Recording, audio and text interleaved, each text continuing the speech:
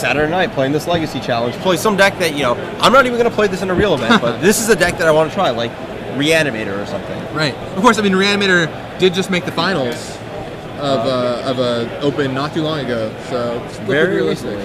Yeah. So it was Kyle Cluster, correct? Yeah, he's been working on that one for a while. Yeah, a Ginger Taxis, really nice reanimation tool for that. That guy. Well, I think we'll be seeing and talking about that one a lot more tomorrow. Oh, yeah? Yeah. Yeah, I mean, so what do you think about Legacy right now? Where do you think the format is at? I think there's good combo decks. I think there's, some good green-white style Knight of the Reliquary decks. I think that card's really good right now. It beats a lot of the cheetah creature into play combo decks. It's a good way to win these, fair deck mirrors. But I think people are undervaluing Dredge and Affinity. Dredge, yeah, I think Dredge is a really powerful deck builds aren't ready for. I throw a lot of hate on Dredge. It's not really a good combo deck, but it's a really good linear beatdown deck. This round is Table 8. Looks like Kurt Crane at Garrett. All right, so feature match is going up. Josh Winters and Matt Scott. We'll see who we have shortly. We've seen 6 different decks so far. I wonder if that'll keep up. I would love to see 8 different decks. Is that a Christian Valenti I heard? I think it might have been. Kyle Dubinsky. Kyle Dubinsky's on Tempered Steel. And Eric Schaff at Elspeth. Yeah. All right, we'll see what we have. Yeah, I know a few of the Ann Arbor people showed up and they're saying, I'm just going to run Cal 75 because whenever you run Cal 75, good things happen. So James Wolfe versus Christian Valenti. That's a pretty good matchup to watch. Both players with some accomplishments. Christian Valenti actually was on kind of a streak for a while this year. Made top 8 of some Opens, defeated you in the top 8 of a Grand Prix. I may have had something to do with him getting into the top 8 by playing my last round. Got what you deserved. A little bit. I remember watching that match, and he drew pretty well. He had Spearbreaker Behemoth, which you weren't really, Spellbreaker Behemoth, which you weren't really ready. To be fair, I did take his Primeval Titan, had like a line, and he just drew another one. I died. And then the next game, I believe his phrase was, "We did it!" as he drew the second one. Yeah, the matchup was you were playing Fairies, of course, and he was playing a Red Green Valakut. Of course. Yeah. So I wonder, do you think he'll be playing Red Green Valakut in this event? I don't know. He's been liking Red Green. We'll see. We'll see. Yeah. If he's playing Valakut, what kind of Valakut do you think he's going to be playing? Do you think he'll have Urbrask hidden in his list? Do you think he'll have Inferno Titan in his list? Solemn? I think today's a good day for Inferno Titan, but I don't know necessarily what he'll have. Very exciting. Well, we'll see what he's got to offer. How about James Wolfe? I'm not really too familiar with him, but I don't know. Is that going to be the video feature match? Do we know yet? Or? That's the feature match. It is? That is the feature match on camera. Okay. So we'll have to see. I am excited to see what these players are bringing down to the table. James Wolfe is a name. I know he's had some success. I also see his name posts on Facebook all the time. So I may have recognized this. Yes. Starts of the Game's comment system this week especially switched over to a new Facebook posting system. Yeah. So if you didn't have a forum account before, you can go over and post on our articles just using your Facebook name. And I've seen a lot of new names pop up that way. And for those of you who are concerned about that, there is a setting so it doesn't automatically go right to your Facebook page. Yeah. I know there's been a lot of discussion about, I don't want to clog my Facebook page with all these like Magic comments and make it become like a Magic forum, but that's not a necessary thing. You can definitely, disable it. Yeah. And it's definitely going to be nice to, weed out some of the less desirable parts of forum life. Should be interesting to see how that all plays out. Yeah. But anyways, James Wolfe's name I recognize. I know he's had some success. We'll see how things turn up for the players this round at the Stars of the Games Open Series here in Cincinnati. 2 days heading into round 3 of the first day. See how things go. We've already seen some players fall. We saw Drew Levin fall in the first round, 0-1. We saw Chris Van Meter under the lights, picked up his round 2 match barely. Very close. Very, very close matchup. Looks like a lot of the grinders are actually opting for mono red. Yeah, it's a good deck. Patrick Sullivan, has been talking about the deck a lot. And here in spirit. He's here in spirit, as we've seen Chris Van Meter and AJ Soccer both playing it. Mm-hmm. So we'll see how that plays out. We were talking about this last night. Mono Red is at one of its best. Mono Red Standard is pretty much at its peak because not only do you have these great new spells, you have Grim Lavamancer and Incinerate, all this good stuff, but you also are the most resilient to cards like Core Firewalker that you've Yeah. ever been. You've got Dismember, Shrine of Burning Rages. You actually have the best red drop of the red 1-drop ever. Goblin guy. So Christian Valenti, as we expected, red-green Valakut. He does have Urabrask. He does have Solemn. This actually looks... I think he was working with Ollie on Yeah, this. this looks super similar to all He your has 60 atrocities list. cards instead. He's got the Beast Withins. He doesn't have the main deck Slag Storms. He's got a Cultivate He's got a instead, I Cultivate. I think he caught the 2 Slag Storms so he could go down to 60 cards and turn the second copy to a Cultivate. Okay. But other than that, it's the same. His sideboard is different. He's got Memoricide in his sideboard. Yes, he does. He doesn't have the Creeping Corrosion or any of those. He doesn't have all the one-ups that Ollie had, Yeah. which is the big difference. And most importantly, he does not have Nature's Claim. Which is interesting. His opponent is playing Cobblade. Oh boy, let's go. So let's take a look at this. Cobblade deck, Spellskite, Squadron Hawk, Hero of Bladehold, Blade Splicer, Mirren Crusader, Jace Memory Adept, Gideon Jura. So he's opting for the 5-mana Jace instead of any Jace Balerans. Gideon Jura, Manleak, Preordain, Dismember, Sword of Feast and Famine, Spell Pierce. And a pretty standard 26 lands, 4 Tech Edge, 2 Nexus, all the duels, and then 4 and 4 on the basics. How do you feel about Tech Edge right now? It's kind of awkward that it doesn't really kill Inkwell Nexus that often. So that might be something to consider. You know, if Tempered Seal gets really big, you know, they're not necessarily going to have 4 lands in play. They'll have Mox Opals maybe, but you know that Nexus might keep serving in there despite, you know, being a non-basic. Yeah. It looks like he has Leon and Arbiter in the sideboard too. Now that Stoneforge isn't around, that's something that you can definitely look at doing, and especially because you don't need the fetch lands for Jace anymore either. It's definitely opened up a whole new world of being able to play Leon and Arbiter in this deck. Yeah, you can play Leon and Arbiter pretty easily, and again, this matchup especially against the Valakut deck, it makes a big difference. Another card in James' sideboard that I'm a big fan of is Timely Reinforcements. I wrote about it in my article this week. I wrote about this deck, actually, the Blue White Cobblade deck, and that card has been incredible for me. That card is a lot of life. You know, even if it just chump blocks the Goblin Guide every time, or like, that's 12 life right there. Like, you know, that's a minimum. You're gonna gain like 3 mana for 12 life. I'll take that. And the insane part is not only is it 3 mana for 12-ish life, but normally you're trading for a card too. Because say they're playing mono red, you play Timely Reinforcements, you're up 6 life.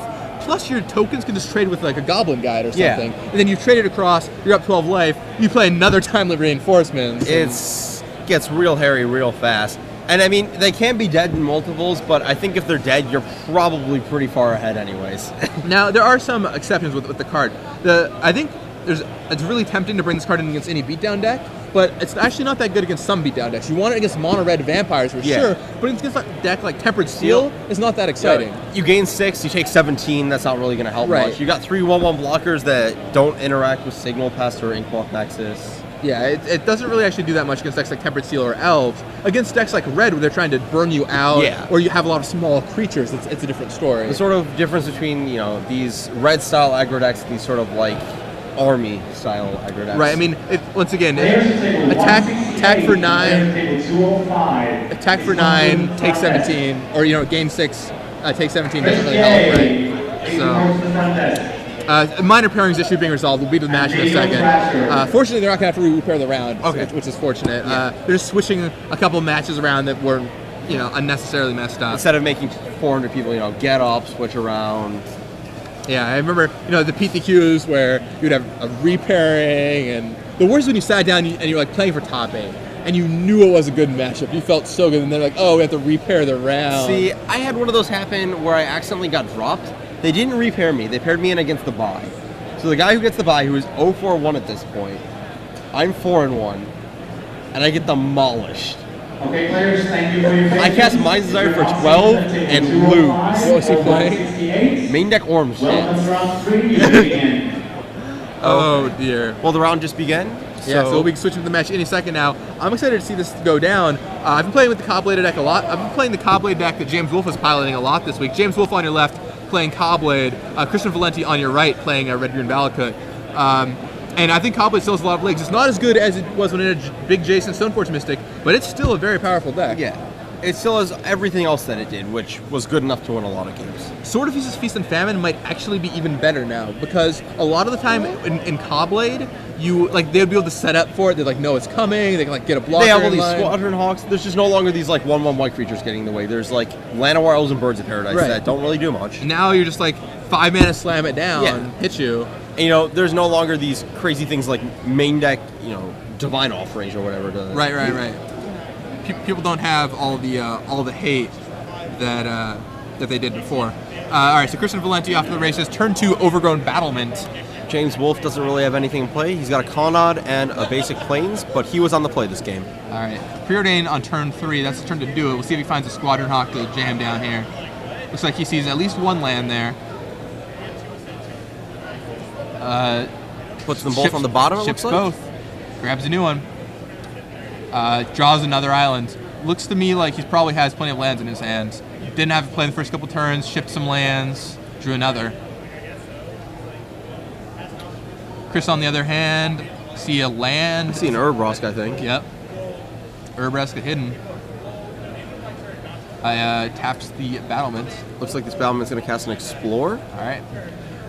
Christian Valenti is going to go exploring. He does have a Valakut in play, which is relevant against Tectonic Edge, so that's something to think about going further on. Tech edging a Valakut can be a big deal. It's also his only red source as of now, it looks like. And he thinks about it, plays his 4th land. Snaps it into play dramatically as if to signal, hope you don't have the Tectonic Edge.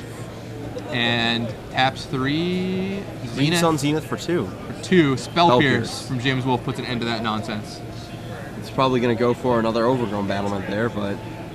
Yeah, and then those Battlements are tapped for 2 each. That's pretty insane. That's all of the mana you'll ever need. Up to 8 on the next turn, potentially 9. Yep, there's that Tectonic Edge. Tech edge, oh, but there's a hero. Hero Bladehold. That guy means it. James Wolfe is feeling heroic, yes. Hero Bladehold is interesting. Like I think in some matchups the Mirror Angel is better, but if they can't kill the hero immediately, it's a big issue. If you're worried about removal, you want a Mirror Angel, but otherwise, Hero just ends it. Yep. That is a card that does not mess around. All right, so taps 3 mana. Beast Within. Have a 3/3, thanks. To my second Overgrown Battlement that I just played, that's going to block. Exactly. That's why Beast Within is so brutal in the Valakut deck, because a lot of the times you don't care about a random 3/3, because you're going to kill them anyway, and you even have blockers like Overgrown Battlement to help deal with it. Oh, yeah. And Solemn Simulacrum, that's a great blocker. Turning your Solemn Simulacrum into a beast, not the worst thing ever. Oh, yeah. So, I didn't even think about that one. Yeah. You can Plumeveil trick them a little bit there. Sure.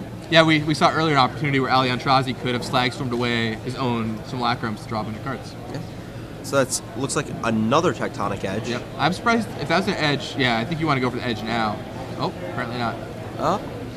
Well, to be fair, Valenti doesn't have a lot of mountains in play, or by a lot I mean any. There's not really many red spells he's going to be casting. Well, I think you want to keep him off red. Inferno Titan or Urbrask. Well, maybe he doesn't know if he has that card. That's not the kind of thing that people usually consider. Sure. It's, Urbrask was something that we were pretty surprised to see at first.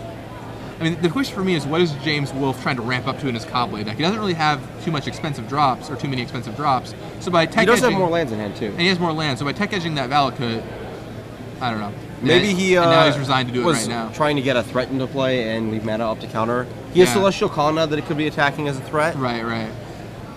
But well, there's a Gideon Jura. That's probably going to take down that Urbrask. Yeah, Urbrask down. All right, and Gideon is a card that's gained a lot of value. In the Cobblade Mirror match, people started cutting them because they're just not that, they were a little too slow a lot of the time. Although I still like them. Well, after Batterskull, things were a little different. After Batterskull, things changed. But now it's a whole different world. Gideon Jura is back on top. And it looks like a Primeval Titan for Christians coming up. Oh, man. Good draw for Christian Valenti there. Probably just mountains this turn? Yeah, mountains. Or maybe a Valakut mountain, potentially. He's getting at least one Valakut. Or maybe just go double up on Valakut. But that doesn't work out right on the math, I think. Like, you want to have an even number of mountains in play pretty much at all times. Sure. Though it might be right to get 2 Valakuts just so they don't get tech-edged. He's definitely getting one Valakut. 1 and 1. Now, the off-the-top Primeval Titan is something you know a little bit about. How does it... He had it the whole time. He had it the whole time? Yeah. Okay. I watched his hand. You couldn't play it last turn. Could you? Maybe you could have. Maybe he wanted to lead on Urbros. I don't think he had it. I mean, if he leads on Urbros, there, it plays around Gideon pretty well. Because if he, doesn't kill the Urbros, he just gets to Titan attack immediately. It also helps beat Tectonic Edge. Right. Because it gets all of the cards into play at once. So that Gideon's going to go up to 6 counters. All right. And James lays an Inkmoth Nexus and plays a Jace Memory Adept. All right. So do you think you can go for the milieu plan, try and get rid of all your mountains? That's what it looks like he's doing. There's no mountains for you, Christian Valenti. It worked out pretty well in Zendikar block right. for the single and 2-set format. Looks like 3 mountains. Looks like a lot of forest, though. A lot of forest, but 3 mountains, still a reasonable number. He also no longer has Avenger Zendikar to go get. Looks like there are 12 mountains in Christian's deck. He's got 2 in play and 3 were just milled, so there's only 7 left in his entire deck. Yep. But that does tap down the Tectonic Edge, so things could get a little interesting here. Yeah. 4 mana. That's Oracle and Moldiah. All right, let's see. Is that a Valakut? That is a Valakut. Valakut. Double Valakut. Land 1. It's a sad robot on top. All right. Overgrown Battlement taps. Christian explores. Oh, that's a good one to draw. I think I might have waited on that till post combat. I kind of like the drawing the Solomon casting it. Oh, that's true. And it's an Evolving Wilds. So now it's online, right? You play the Solemn, you get a mountain. Uh-oh. You crack the Evolving Wilds, get a mountain. Crack that Primeval Titan in, get a mountain. You get 2 mountains, they both hit for 6. I think that actually kills... Jace lives, but everything else is... I mean, he has to attack Gideon. He does, in fact, have to attack Gideon, but he's going to use one of those mountains, probably kill that... Or you could just rebirth your Gideon. What? Is that good at all? No, he kills the 3/3 blocker, so Gideon dies and doesn't get to assassinate the Primeval. And then Jace is going to take 3 from the other one. So... Oh, wait, there's 2 Valakuts. No, this is everything dies. Yeah. Everything dies. Yeah. I mean, that's 6 damage. It's 12. Or, sorry, yeah, 12 damage. 6 to Gideon is what I was saying. So 6 to Gideon. Well, the Titan has to attack Gideon to begin with, so you may as well just get that damage at Gideon. Right, yeah. I mean, so yeah. it looks like James Wolfe is going to lose his Jace, lose his Gideon, lose his token, and take 3. And probably loses hopes of winning the game. Yeah. In the process. There's small margins. There's something he can maybe do. He doesn't have main deck Day of Judgment. He can maybe draw another Gideon to kill off that Titan, but even then, every mountain Christian draws is just 6 more damage to the dome. I think the win here involves getting another Tectonic Edge possibly, but definitely a Feast and Famine for that Inkmoth Nexus. All right. So let's see what's happening. All right, down goes the sheep. At least 3 mountains left in Christian's deck for those of you counting at home. Very important. Yeah. Very important. And I think does he have another land drop after this too? He still has +1 land drop from that Oracle. Is that a... He's got to flip that top card. Wilds. It's an Evolving Wilds on top of his deck. No, that's his graveyard. He's still yet to flip. That is the graveyard, sorry. That's a Rampant Growth on top of his deck. So not getting that one in this turn. And looks like Gideon's going to go down here. All right, Gideon gets humped. Maybe it could be a Dismember, though. I think that's what James is thinking about, whether he wants to use this Dismember. Oh, he redirected. Ah. So the... Wait. I think that Christian may have used all of the damage to take out the Planeswalkers. Interesting. Played around a Dismember. It's a good play. You're pretty far ahead. May as well not just lose your Titan to that. Right. Interesting. All right, so... James looks like he has some lands. He's got a Tectonic Edge, an Inkmoth Nexus. He's got 3 lands. He has another Tectonic Edge in hand, so... I mean, he can edge down 2 of the Valakuts, but even then... Still got to kill that Titan. Yeah. And it doesn't look like he has many ways in his main deck to do that. No, he had to draw the Gideon pretty much. Yeah. Christian has 1 Valakut left in his deck. 1 Valakut. 3 of them have been Tectonic Edged away. Yep. And now Christian is going to serve in with that Titan. Let's see what's on top of his deck right now. Can't really see. Yeah, It's a spell. It's definitely a spell. So I mean, we're probably going to see Rampant Growth. Oh, no, just That's everybody. There's 10. And I think that's going to get... he does have the Inkmoth to block, but I think that's going to get Valakut Mountain. That's going to do 3. And that leaves 2 mountains left, so that's another 6 damage to burn there. Right. So James Wolfe is at 13. And Christian has a mountain on top of his deck and a rampant growth in his hand. And that should be it, right? Should be about enough. Yep. James takes Because it. even if he blocks one of the 2/2s, that puts him to 5, and you know, that's 6 damage from the mountain. It's lethal. Yeah, so he blocks. Maybe he's hoping Christian forgets about trample. How much damage are you assigned to make Bob Nexus? Yeah. 6? All right, sounds good. This is Take 3. He wants to make sure that Christian has the last mountain in his deck. yeah. The 11 was the typical number before this, so It's That's it's worth knowing. reasonable. Yeah, especially if you have Jason in your deck, it's reasonable to know how many mountains your opponent has access to. And Christian does it. James packs up his cards. Heading into game 2. So now what do you think happens? So looking at Christian's sideboard, Memora side not No. coming in. Obstinate Bailoff. Obstinate Bailoff is coming in. It is coming in. Sort of Feast and Famine. Though I don't know That's if so greedy. it's not. I've seen it happen so many times. Though I don't know. Did Christian doesn't actually know that James Wolfe is on Callblade? We didn't see. You saw Hero, but Hero. Hero's and- like a reason. Yeah, I he guess might you not- boy control. No, it's a new format. He might not necessarily, know what's going on. Right. Might not have the full idea of maybe he has Sword of Feast and Famine. He might just be thinking, oh, he's got like Inkmoth Nexus as a man land for value because he's got a million lands. Hero's a good threat. All he saw was Gideon Jury. He saw Jace Memory out. It's a pretty big, Do you actually, if you said Jace, you actually expect a Callblade deck to have that? Yeah, I don't think I would. Yeah. So Combust definitely coming in though, right? I mean, he saw Hero of Blade Hold. Yeah. Against old Callblade, it wasn't so good, but against Hero Blade Hold, it definitely changes things. Yeah. Thrawn's probably coming in. That's also good against Hero. Yeah. 3/4 versus 4/4, classic fight. Slagstorm Or not probably coming not. in. So Christian probably going to bring in the 2 Combusts and the 2 Throns. Maybe an Obstinate And Bailoff. maybe some of the Bailoffs. Maybe. And what do you think we see him shaving? Harrow probably. Don't Harrow get some blue decks? Probably not. I don't actually know beyond that. You probably want Beast Within. It kills a hero. It kills a sword. Kills a land like a Inkmoth Nexus. Ouroboros is pretty good against Gideon. Let's see. Yeah, maybe Solemn again. Everyone I talk to about this deck is just like, I've got these Solemns. What are you boarding out? Well, Solemns. Yeah. It's just kind of this card that's good enough. Right. You always board out like some Cultivates. Can't be maybe in the Spell old builds. Pierce. Yeah. It's like okay. Yeah. So let's look at the Callblade deck let's here. look at the Callblade list. So he's got Flash Freeze for sure. Flash Freeze definitely coming in. Maybe Jace Balerion. I like Jace Balerion Yeah. in this matchup actually. Like you just play it and go -1. Like you just go up a bunch of cards. Yeah. Definitely Spell Pierce. Spell Pierce for sure. Probably Oblivion Ring as a way to beat a Titan.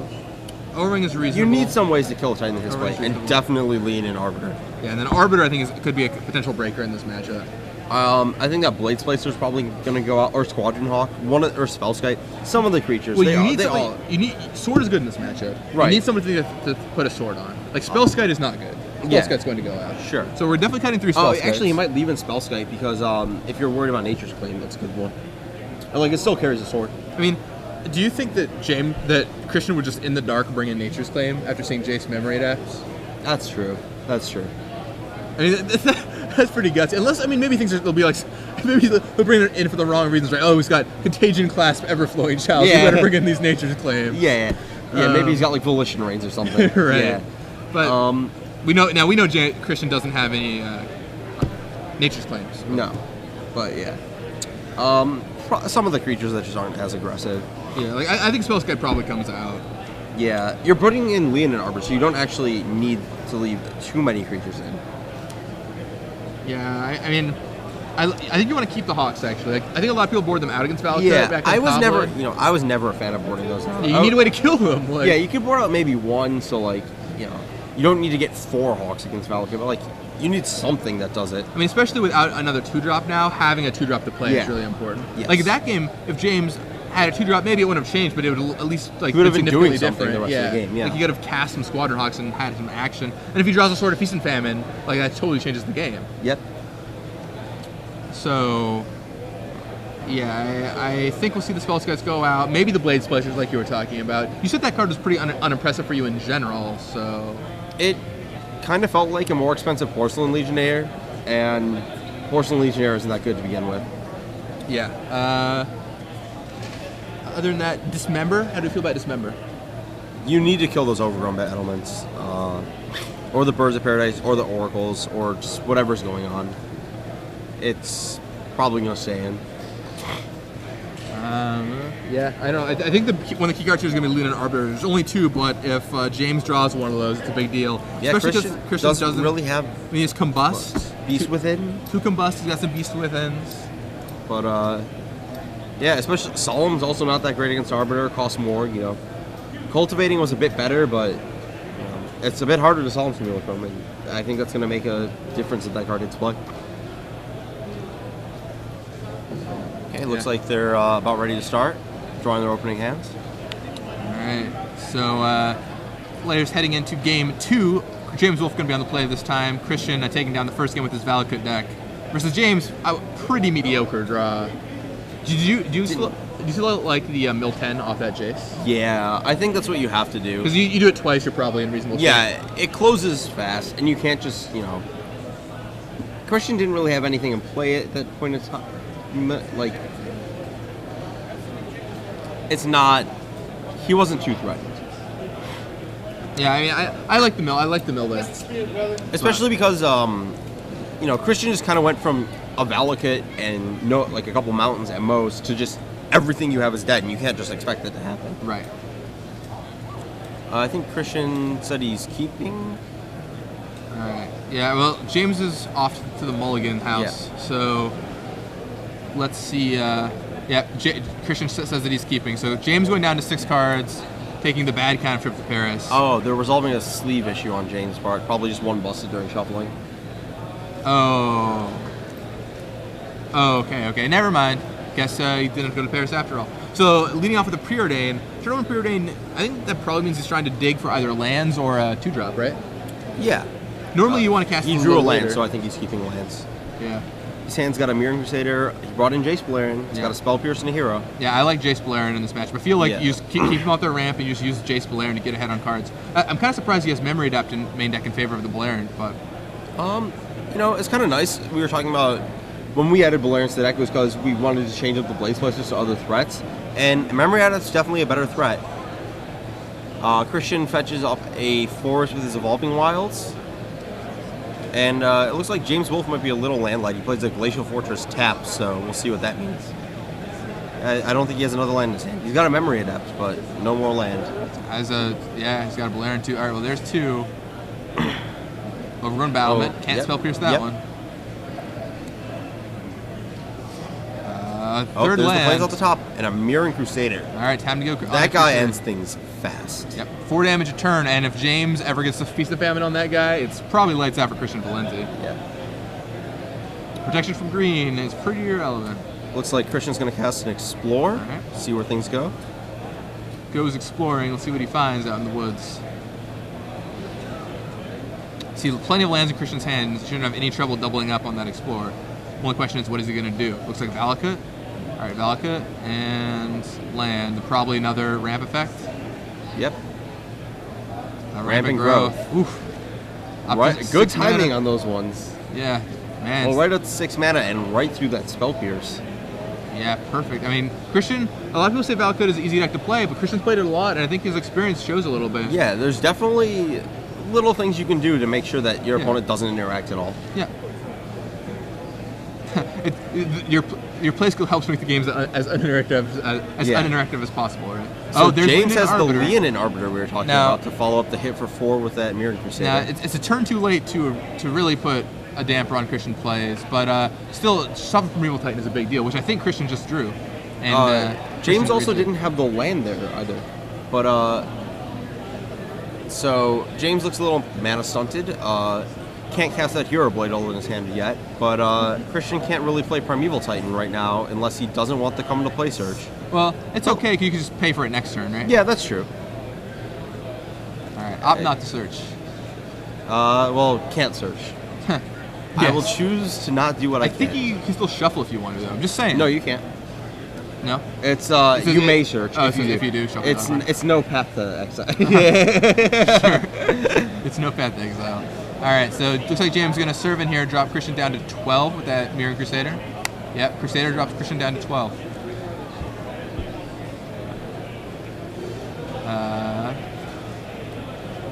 And there's Jace Balerin. He's going to cantrip, hopefully find James the land that he's looking for. This is, there's a land, but Glacial Fortress comes down. might be too little too late. Yeah, I mean, now Perennial Titan's going to go to town and search up. Especially if business. Christian has another mountain in his hand, Yeah. it's definitely out of hand. So, yeah, Leanin' Arbiter, when you untap with the Perennial Titan, it's pretty easy to get around the cost. So, all right, pays you for the Arbiter. I think this signals the start of some ramping. Yes. Probably gonna. Let's see, he definitely has another mountain in his hand. Yeah. Got several mountains in his hand. Maybe he's paid an ass so he wouldn't accidentally forget later or something ridiculous. Yeah. Like accidentally pass priority with the trigger on the stack, and then motor resolves it, and you wonder where it all went. Right, yeah. It's the fourth mountain, so this Primeval Titan is definitely getting these Valakuts active right now. All right, so gonna get a Mountain Valakut. Valakut probably shoots the Mirror Crusader. I think that Titan goes to Jace, and I think that both of his guys die. There's only one Valakut, right? Yeah, but 2 triggers. Oh, he's getting a Valakut. Oh, No, you can only get one trigger this turn. no, he can get 2. He gets 2 mountains at once. They both trigger. Oh, right. Sure. But he gets 2 Valakuts instead, which... So just setting up for the big turn next turn? That's another point. Oh. Oh, no. Oh, man. And James Wolfe didn't block, so I think that's Let's see, the full takes- 24. Yeah. Remember when you could just scape shift people for 18? You don't need scape shift anymore. You didn't need Escape Shift back then. It's true. And that's it. Christian Valenti handily and swiftly takes down James Wolfe. Straight through a lean in Arbiter. 2 games straight through, leading an Arbiter, and wow, jeez. Match down for James Wolfe. Yeah. So Christian Valenti advances to 3-0 with his Valakut deck. That's a deck that might be picking up steam here. A lot of people have been talking about it on Twitter. It's definitely a force to be reckoned with in this format. It's definitely something you have to watch out for. I mean, it's just the most. I think it's probably just the most consistently powerful deck, right? It does the same thing every single time. Yeah. So, hey, back in the booth here. I'm Gavin Vray here with Ari Lax. And this is SCG Live. And for some of you from live from Cincinnati, Ohio. Yes. Has there been an open here before? I do not believe so. Yeah. I've actually never been to Ohio before. You've probably been here a lot of times for PTQs, right? Not to Cincy, actually. Really? Usually they're Columbus or Cleveland. Now, I've heard the PTQs out here are pretty big usually. The Cleveland ones are pretty small, but the Columbus ones are huge. And I think we're about to show right now something pretty nice. There was a premium article written by Brian Kibler that discussed his new Tezzeret deck and had a video deck tech to go with it. Yeah. So I think we're about to put that out. So for all of you who don't have premium, this is just a look at some of the various amazing things that are offered on there. I mean, you should really get premium if you don't. Yeah. And if after watching this video, hopefully that'll inspire you Yeah. to. But the content on premium is just heads Definitely and shoulders worth it. above any other Magic content on the net. You have great videos by Michael Jacob and Brian Kibler. You have draft recaps and articles by Brad Nelson and various draft masters. You have, constructed articles for Patrick Chapin, Mike Flores. It's pretty much better now than ever. You have Jerry Thompson every week with the hits. AJ, you have people like AJ Soccer writing articles and Doing Drew, videos. Drew Levin, Drew videos, AJ TV. Great stuff. Great stuff. So anyway, enjoy Kibler's Deck Tech. We'll be back with you in about 10 minutes or so. Yep. And hope you guys enjoy the sneak peek into premium. Hello everyone, and welcome back to my video series here at StarCityGames.com. This is Brian Kibler.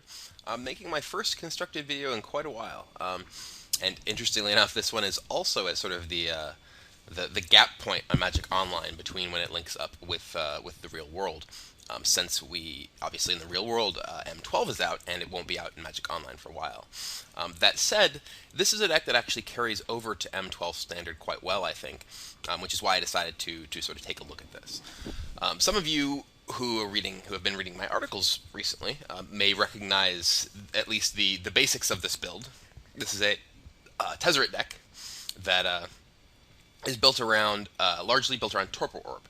As I talked about in the article a few weeks ago, I think that the Torpor Orb Tezzeret decks have an interesting place in sort of the metagame, in that Torpor Orb is just so powerful against Valakut decks and against the Splinter Twin decks that they can sacrifice a lot.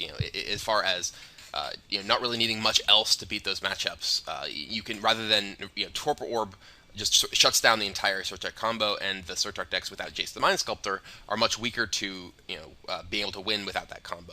Valakut, they can certainly kill you with Valakut itself or with Titans, but the rest of your deck is pretty well set up to deal with that. So one thing I particularly like about Torpor Orb is that it lets you just tap out, lets you just play things, because they can't just kill you with Titan, they can't just kill you with Splinter Twin, so you can just tap out and cast Tezzeret, for instance.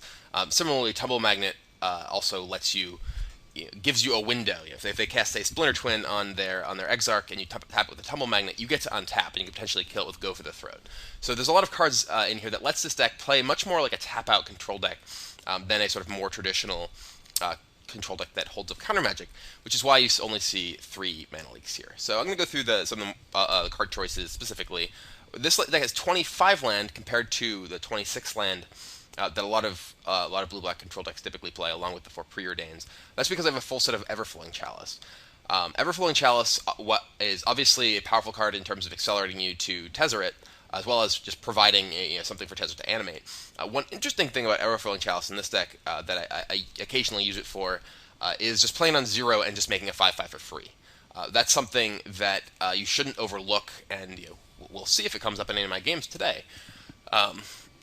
The rest of the artifacts, the deck is fairly light in artifacts compared to some Tezzeret decks. It certainly has a lot less than my Sortark deck did. But there's the Chalices, the Torpor Orbs, and Tumble Magnet. As I said before, Tumble Magnet is a card that lets you, proactively spend your resources so you can tap out and protect the stuff that you play. It's not quite as powerful as it was in the era of everyone equipping their creatures, but there are a lot of big things around that Tumble Magnet is pretty good at stopping. And being able to tap out and protect Tezzeret with a Tumble Magnet is definitely pretty powerful. Not that Tezzeret necessarily often needs protecting. I only have 2 copies of Jace Beleren. Jace is sort of the go-to card for a lot of control decks these days as their planeswalker. Obviously replacing Jace the Mind Sculptor.